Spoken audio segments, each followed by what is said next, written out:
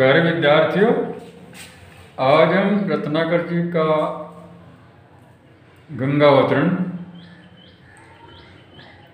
इसका अध्ययन करेंगे और पहले इसका वाचन करते हैं, फिर इसके बाद का व्याख्या करेंगे। निक्षि कमंडल ते उमंडी नभ मंडल खंडती, ढाई धार अपार वेग सो वायु विहंडती, भयो घोर अति शब्द धमक सो त्रिभुवन तरजे, महामेघ मिली मनहु एक संग ही सब गरजे। राजा भगीरथ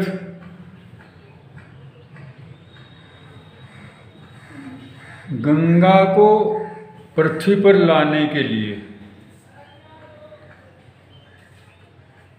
ये बहुत पुरानी एक कथा है कि राजा भगीरथ के जो पुरखे थे उन्होंने कोई पाप किया था और उस पाप से उनके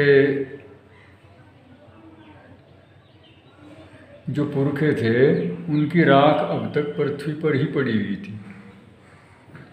तो उसको बहाने के लिए राजा भगीरथ ने प्रयास किया और ब्रह्मा की उपासना की। ब्रह्मा जी ने उन्हें खुश होकर के वरदान दे दिया कि मैं गंगा को पृथ्वी पर भेज दूंगा, लेकिन उसको संभालने के लिए आपको कोई न कोई उपाय करना पड़ेगा। उन्होंने कहा, महाराज मैं क्या उपाय करूंगा? उन्होंने कहा कि आप शिव जी के पास जाएं, शिव जी ही उनके वेग को रोक सकते हैं। तो शिव जी से की प्रार्थना की, उन्होंने तपस्या की उनकी। उन्होंने कहा कि चलो हम ऐसा करने के लिए तैयार हैं। तो तब ब्रह्मा जी ने गंगा को छोड़ दिया। कहते हैं कि उनके कमंडल में गंगा तीर कमंडल से उन्होंने एक धार पृथ्वी की ओर छोड़ दी। तो ये उसी समय का वर्णन है कि जब कमंडल से निकल करके गंगा पृथ्वी की ओर चलती है। निक्षि कमंडल ते उमंडी नभ मंडल खंडती। निक्षि का अर्थ है निकली, कमंडल जो उनका एक बर्तन होता है जो साधु संतों के पास रहता है। तय से उमंडी उमड़कर, नभ मंडल खंडती, आकाश मंडल को तोड़ती हुई, खंडन करती हुई। ढाई निकली, भागी, दौड़ी। धार धारा, अपार बहुत अधिक, वेग सो रफ्तार से, बहुत अधिक रफ्तार से, वायु विहंती, वायु का खंडन करती हुई, वायु को बेधती हुई, चीरती हुई। के गंगा जी ब्रह्मा के कमंडल से निकलकर और नभ मंडल को, आकाश मंडल का खंडन करती हुई बड़े उल्लास और उमंग से उमड़ करके उसकी धारा बहुत तेज रफ्तार से पृथ्वी की ओर वायु को चीरती हुई दौड़ी। इसका अर्थ है। भयो घोर अति शब्द, भयो हुआ, घोर अति शब्द बहुत जोर की आवाज़, धमक सो त्रिभुवन तरजे, और उसकी आवाज़ से, उसकी कड़क से तीनों लोग भयभीत हो गए।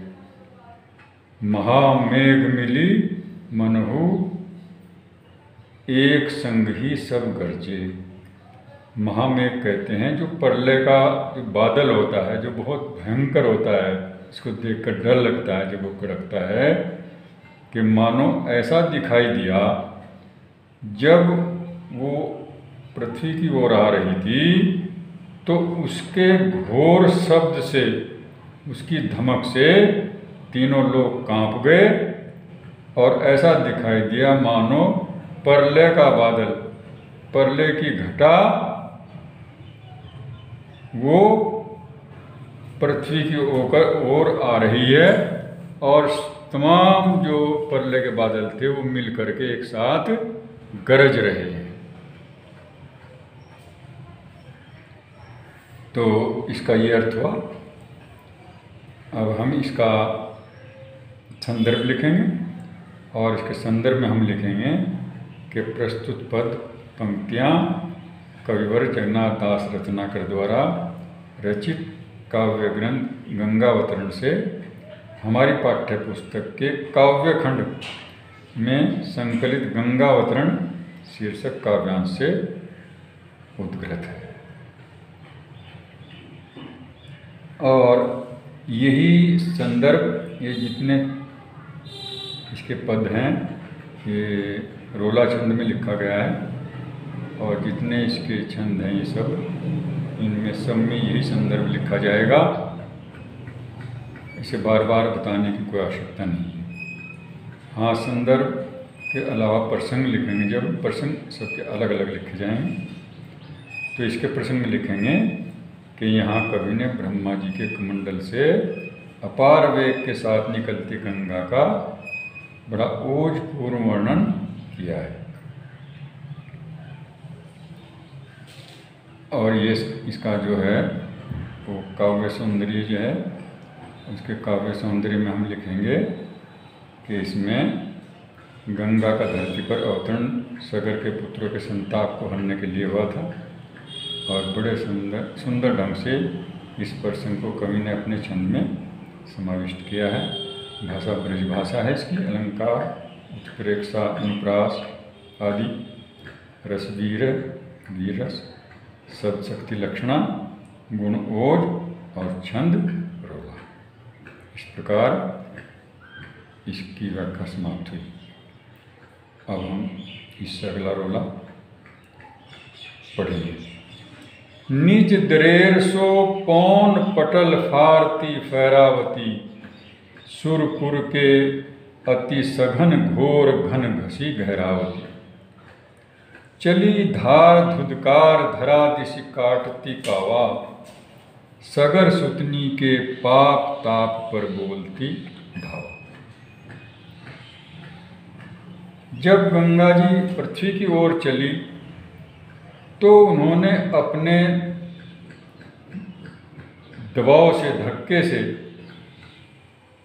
उससे क्या हुआ, पौन पटल यानी वायु का जो पटल था उसको फाड़ती हुई, यानी हवा के मंडल को, हवा के पटल को चीरती हुई और फहराती हुई वो सुरपुर के, सुरपुर का मतलब स्वर्गलोक के अति सघन घोर घन घसी गहरावती, ऐसा दिखाई देता था मानो स्वर्गलोक के जो बहुत अधिक गहरे और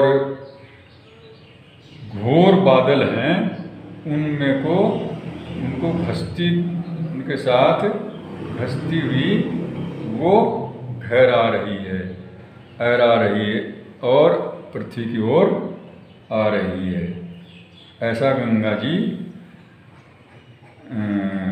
का प्रदर्शन हो रहा था। इस प्रकार वो दिखाई दे रही थी कि मानो बहुत बड़े बादल और जो फाड़ते हुए ऊपर से, और जो स्वर्गलोक के जो बादल हैं उनको भी फाड़ते हुए, उनके साथ घसते हुए, मिलते हुए चले आ रहे हैं। चली धार धुधकारी धरा दिश काटती कावा, और वो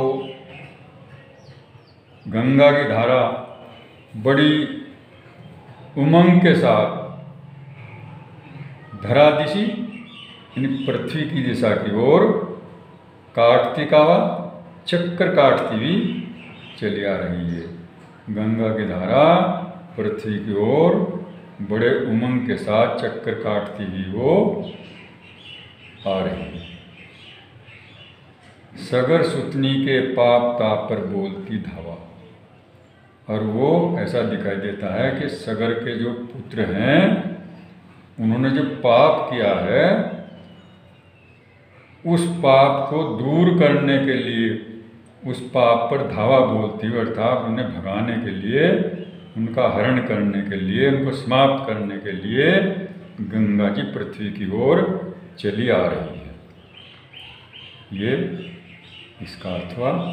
और इसका जो है इसका प्रसंग भी वही रहेगा कि जिस समय वो ब्रह्मा जी के कमंडल से निकली और बहुत तेज़ी के साथ वो गंगा जो है पृथ्वी की ओर आ रही हैं, तो ये उस समय का वर्णन है।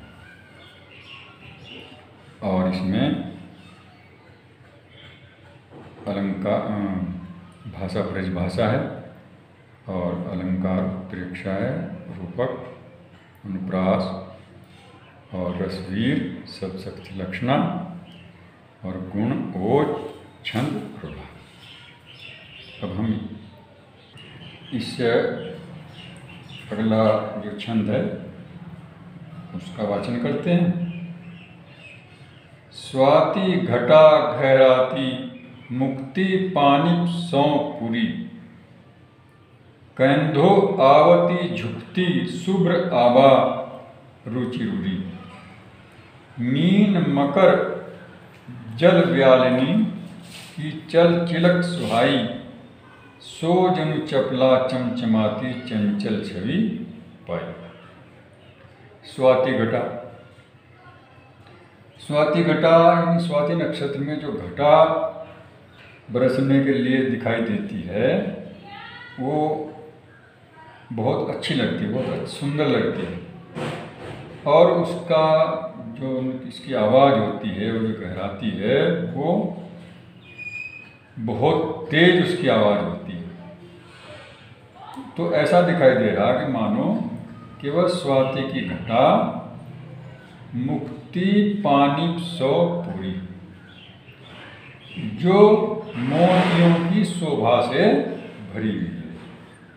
मुक्ति पानी कहते हैं, मुक्ति मोती और पानी उनकी शोभा, कांति मोतियों कि उनकी जो मोतियों की शोभा है, अर्थात उसमें मोती हैं, मोतियों से वो परिपूर्ण है, मोती जैसी शोभा उनकी हो रही है। तो वो घटा जो स्वाति नक्षत्र की वो घराती हुई और मोतियों जैसी शोभा से भर करके आ रही है, ऐसा दिखाई दे रहा है। कंधों या आवती झुकती शुभ्र आभा रुचि रुचि, और या कोई ये सफ़ेद और बहुत सुंदर आभा यानी कांति शोभा, बहुत सुंदरता स्वयं ही अपना रूप धारण करके और पृथ्वी की ओर आ रही है। सफ़ेद आभा सुंदरता से परिपूर्ण होकर के ये पृथ्वी की ओर आ रही है। मीन मकर जल व्यालिनी की चल चिलक सोई, और उस गंगा के अंदर, गंगा के जल के अंदर मीन मकर यानी मछली, मकर कहते हैं मगरमच्छ, जल व्यालिनी होता है जल के अंदर जो सरफ होते हैं, तो जो उनकी चल चिलक, उनकी जो चमक दिखाई पड़ती है, वो जो इधर घूमते हुए उसमें दिखते हैं, तो वो इस प्रकार उसमें चलते हुए दिखाई देते हैं कि मानो चपला चमचमाती चंचल छवि पाई, के जो बिजली है मानो उनके अंदर वो बिजली की चमक है। जिस तरह बादलों के अंदर बिजली की चमक होती है, इस तरह ही उस पानी के अंदर, गंगा के पानी के अंदर उनकी मछली की और उसकी मगरमच्छ की और जल सर्पों की शोभा दिखाई दे रही है। उनकी चमक भी ऐसी हो रही है जैसी बिजली की घटाओं के अंदर होती है। तो इस प्रकार वो पृथ्वी की ओर चली हुई आ रही है, ये इसकी व्याख्या है। और इसमें जो है संदर्भ वही रहेगा, और इसमें लिखेंगे प्रश्न इसका कि इसमें कवि ने ब्रह्मा जी के कमंडल से अपार वेग के साथ निकलती गंगा का बड़ा ही सुंदर वर्णन किया है। और इसका काव्य सौंदर्य लिखेंगे कि यहाँ पर गंगा की जलधारा का एक अलंकारिक रूप में चित्रण हुआ है,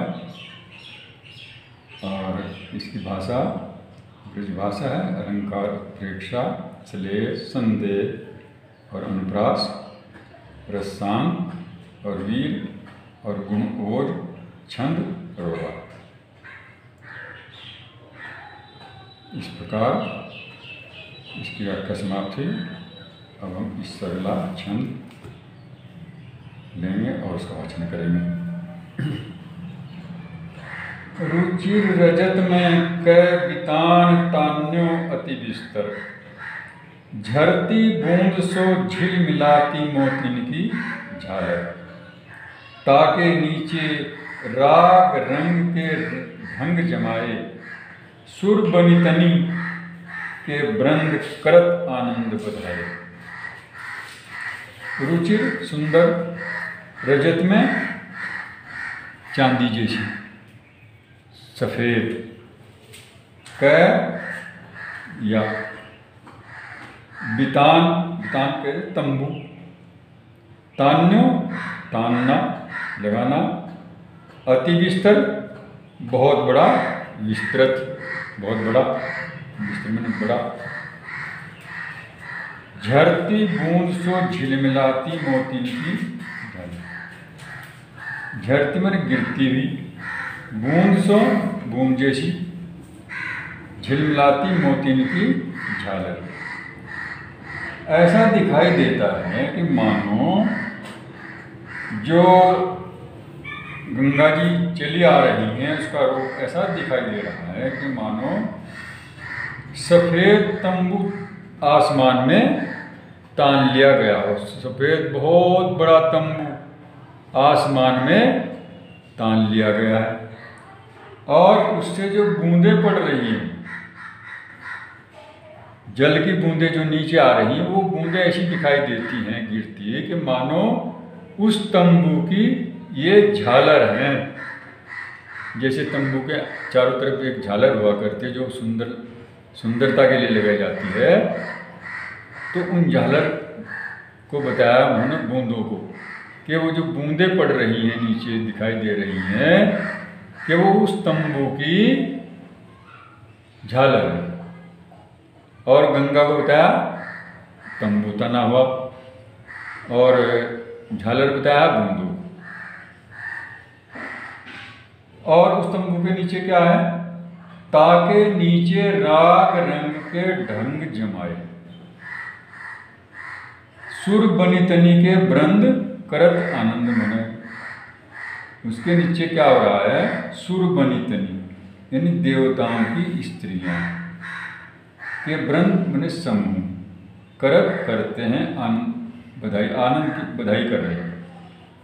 अर्थात उस तंबू के नीचे राग रंग के ढंग जमाकर, अर्थात नाचना गाना रासलीला करने का उन्होंने एक सभा, एक मंडली बना रखी है। किन्होंने? देवताओं की स्त्रियों ने। और वो वहाँ सब मिल करके आनंद मना रहे हैं, बधाइयाँ दे रहे हैं, खुशियाँ मना रहे हैं, ऐसा दिखाई दे रहा है। तो इसका जो वो लिखेंगे हम प्रश्न, इसमें लिखेंगे कि प्रस्तुत काव्य पंक्तियों में आकाश से पृथ्वी पर गिरती गंगा की पवित्र धारा की अनुपम शोभा का वर्णन किया गया। और इसका काव्य सौंदर्य लिखेंगे कि चंदोवे के रूप में गंगा की धारा के वर्णन की कल्पना में कवि की प्रतिभा दर्शनीय है। भाषा ब्रजभाषा, शैली प्रबंधात्मक, अलंकार उपमान प्रास और रसान, छंदरोला, गुण प्रसाद और शब्द शक्ति अमिता। और बस अब इसका अगला छंद लेंगे।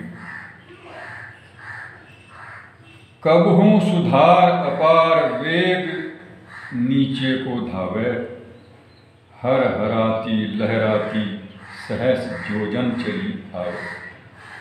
मनु विधि चतुर किसान कौन निज मन को पावत, पुण्य खेती उत्पन्न हीर की राशि उसावत। और कभी कभी सुधार अपार वेग, उसकी जो धारा है गंगा की धारा, वो बहुत अधिक रफ्तार से नीचे को भागती हुई आ रही। धावे भागना, तेजी से चलना। हर हराती लहरा, और हराती हर हर की ध्वनि करती, लहराती हुई सहस योजन चलिए। और सहस मैंने हजारों, योजन कहते हैं एक दूरी को, इसे कोस भी बोलते हैं। हजारों कोस बहुत जल्दी ही मानो आ रही है, बहुत तेजी के साथ वो इतनी दूरी को उसने तय कर ली है। अर्थात कि कभी कभी उसकी धार इतनी तेजी से नीचे आती हुई दिखाई देती है, दौड़ती हुई दिखाई देती है कि वो हर हर की ध्वनि करते हुए नीचे को जब लहराती आ रही है तो उसने बहुत दूरी को तय कर लिया है और हजारों कोस वो पहुंच गई है। मनु विधि चतुर किसान कौन निज मन को पाओ। और ऐसा दिखाई दे रहा है कि मानो विधि माने ब्रह्मा चतुर किसान की तरह पौन निज, पौन माने पवन हवा, निज मन को पाओ, अपने इच्छानुसार, अपने मन की इच्छानुसार हवा को देखकर जिस प्रकार चतुर किसान अपने अनाज को उड़ाता है।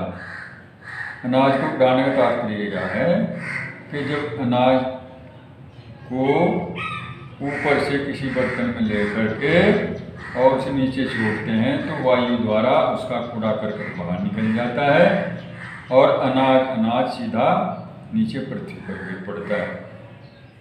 तो इसी प्रकार ऐसा दिखाई दे रहा है कि मानो ब्रह्मा जो है वो अपने पुण्य की खेत में, पुण्य रूपी खेत में और हीरे की फसल को उड़ा रहा है। अर्थात ब्रह्मा जी हीरे की खेती को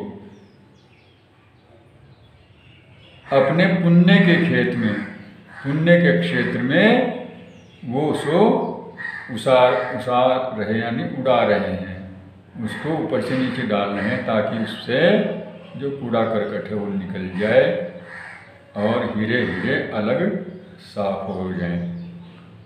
ऐसा दिखाई देता है। तो ये सब कल्पनाएं हैं और ये उत्प्रेक्षा अलंकार में उन्होंने ज़्यादातर लिखी हैं। ये इसका भावार्थ है। अब इसमें इसका प्रश्न लिखेंगे हम कि यहाँ कवि ने ब्रह्मा जी के कमंडल से अपार वेग के साथ निकलती गंगा का ओज पूर्ण वर्णन किया है। और इसका काव्य सौंदर्य लिखेंगे कि इसमें ब्रह्मा रूपी किसान द्वारा हीरो की फसल उगाने की अपूर्व कल्पना प्रशंसनीय। भाषा इसमें ब्रज भाषा है, अलंकार रूपक है, उत्प्रेक्षा है, अनुप्रास है और सर्वमैत्री। सब शक्ति लक्षणा है, गुण ओज है और छंद रोला। ये इसका काव्य सौंदर्य हुआ। अब हम इससे अगला छंद लेते हैं। इहि विधि धावती धंसती धरती ढरकती सुख देनी, मनहु संवारती शुभ सुरपुर की सुगम निशेनी। विपुल बेग बल विक्रम क ओजनी उमगाई, हर हराती हरस्ती शंभु सन्मुख जब आई। रत्नाकर जी कह रहे हैं यही विधि के इस प्रकार, इस विधि से,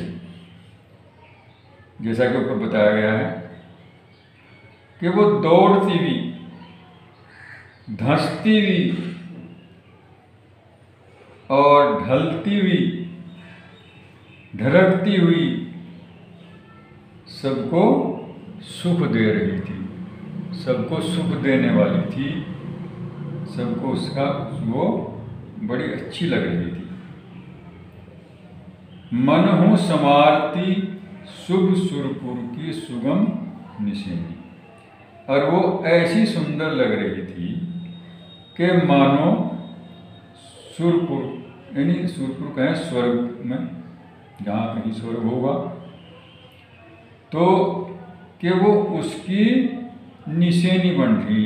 निशेनी का मतलब है एक सीढ़ी जिस पर वो चढ़ करके आदमी ऊपर चला जाता है, कि ऐसी बहुत आसान, बड़ी आसानी से, क्योंकि इस प्रकार वो तिरछे रूप में चल रही थी। जिस तरह सीढ़ी मकान पर लगा दिया करते हैं, इस तरह ही गंगा की धारा भी कुछ तिरछेपन पे चल रही थी। ऐसी दिखाई देती है मानो ये पृथ्वी से और स्वर्गलोक में पहुंचने के लिए सीढ़ी बनाई गई है, ताकि लोग स्वर्गलोक में जा सके, इसलिए बनाई होगी।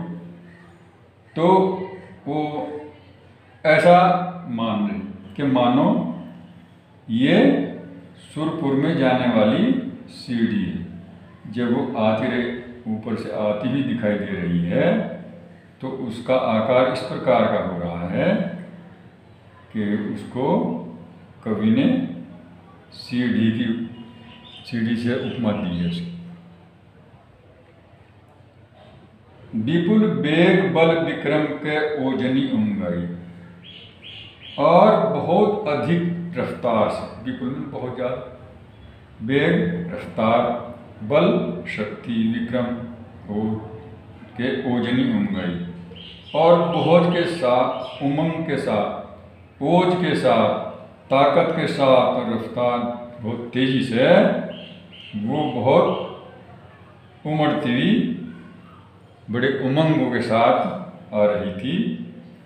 तो जब वो नीचे आ रही थी, हर हराती हर्षती, और जब हरर करती हुई और खुशियाँ मनाती हुई, खुशी से हर्षती यानी बहुत हर्षित होती हुई, जब वो शंभु सन्मुख, जब शिव जी के सामने आई, जब गंगा जी ऊपर से आती हुई, क्योंकि नीचे शंभु जी अर्थात शिव जी खड़े हुए थे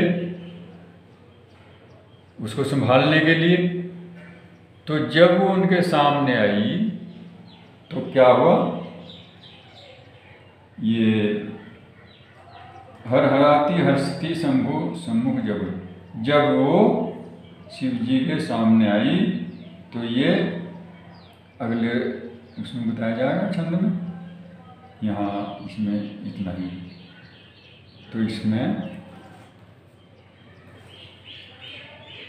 लिखें प्रश्न में कि स्वर्ग से पृथ्वी पर स्थित भगवान शिव के सम्मुख अवतरित होती गंगा की पवित्र धारा का रमणीय वर्णन प्रस्तुत पद्यांश में किया गया है। और इसकी वही भाषा ब्रज भाषा है, शैली प्रबंध है, अलंकार उत्प्रेक्षा, अनुप्रास, रस, शांत और वीर और चंद्रोला, गुण प्रसाद, ओज और सब शक्ति अमिता। तो इससे अगला छंद लेंगे। भई थकित छवि चकित हेरी हर रूप मनोहर, हव आनहि के प्राण रहे तन धरे धरोहर। भयो कोप को लोप चौप औरे उमगाई, चित चिकनाई चढ़ी कढ़ी सब रोष रुकाई। जब गंगा जी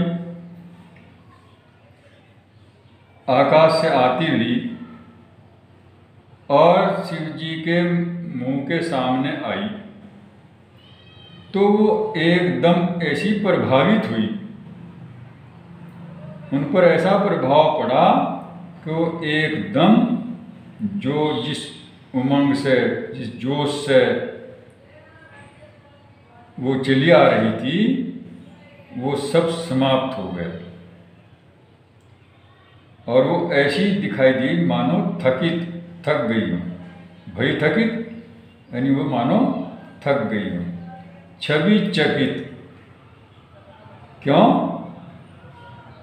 चकित माने आश्चर्य में, छवि सुंदरता, हेरी हर रूप मनोहर, यानी जब उन्होंने हर रूप का मतलब है शिव जी का रूप, मनोहर सुंदर, जब शिव जी का सुंदर रूप उन्होंने देखा, किन्होंने? गंगा ने, तो उसकी छवि को देख करके वो चकित हो गई और चकित ऐसी हुई कि उसने वो बिल्कुल ऐसी महसूस हुई कि मानो बिल्कुल वो थक गई हो। हव आने के प्राण रहे तन धरे धरोहर, और ऐसा दिखाई दिया कि मानो उन्होंने अपने प्राण भी कहीं धरोहर धर दिए हों, अर्थात उनके प्राण जान मानो इसमें प्राण भी नहीं रहे, ऐसा दिखाई दिया। धरोहर धरना मतलब उसमें नहीं रहे, कहीं और दे दी। वो इतनी प्रभावित हुई इससे शिव जी के रूप को देखकर कि वो आश्चर्य में पड़ गई और अपने जो उमंग तरंग जो उनके अंदर कठोरता थी वो सब समाप्त हो गई। भयो कोप को लोप, कोप कहते हैं क्रोध और लोप कहते हैं लुप्त, चौपे और उमगाई, और उनके अंदर चौप कहते हैं उत्कंठा, उत्पन्न होना, उमगाई उत्पन्न हो गई, यानी चित चिकनाई चढ़ी और उनके अंदर प्रेम उत्पन्न हो गया।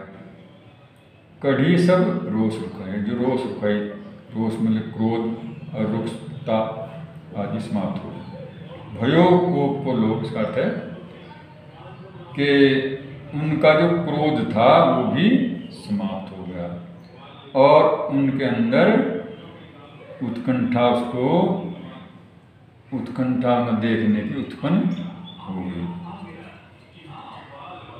और जो उनके मन में थी वो चिकनाई चढ़ी अर्थात प्रेम उत्पन्न हो गया।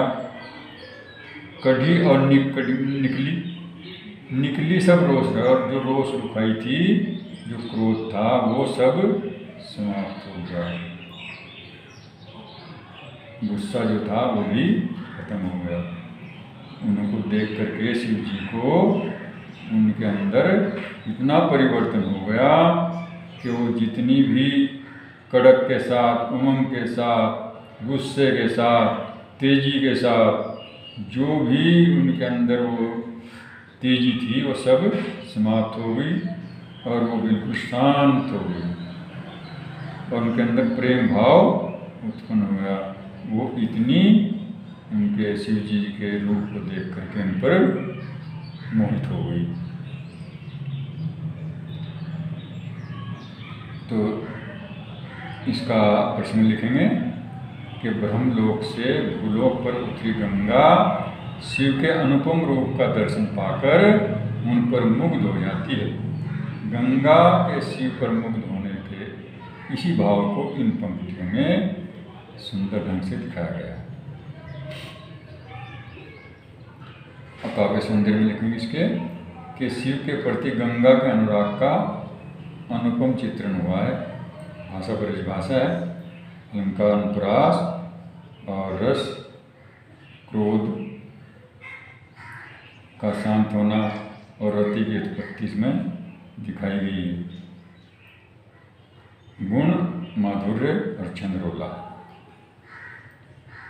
अब इस अगला छंद चलेंगे। कृपा निधान सुजान शंभु हिय की गति जानी, दियो शीश पर ठाम बाम करिके मनमानी। सकुचती ऐचती अंग गंग सुख संग लजानी, जटा जूट हिमकूट सघन बन सिमटी समानी। कृपा निधान, कृपा के भंडार, दया के सागर, सुजान अच्छे आदमी, शंभु शिवजी, हिय की गति जानी, ने उनके हृदय की गति को जान लिया, उनके मन की बात को समझ लिया। किसने? शिवजी ने। शिवजी ने गंगा की बात, गंगा के हृदय की बात को अच्छी तरह समझ लिया। क्या? कि उनके अंदर जो रोष रुखाई थी वो तो समाप्त हो गई और उनके अंदर प्रेम का भाव उत्पन्न हो गया है। इस बात को वो अच्छी प्रकार समझ गए और उन्होंने क्या किया? दियो शीश पर ठाम, और अपने शीश पर को स्थान दिया। उन्होंने कहा कि इस सिर में घुस जाओ। दियो शीश पर ठाम बाम करी के मनमानी, और उनको अपनी स्त्री का के रूप में स्वीकार कर लिया। गंगा जी को अपनी स्त्री के रूप में स्वीकार करके उनको अपने सिर पर स्थान दे दिया।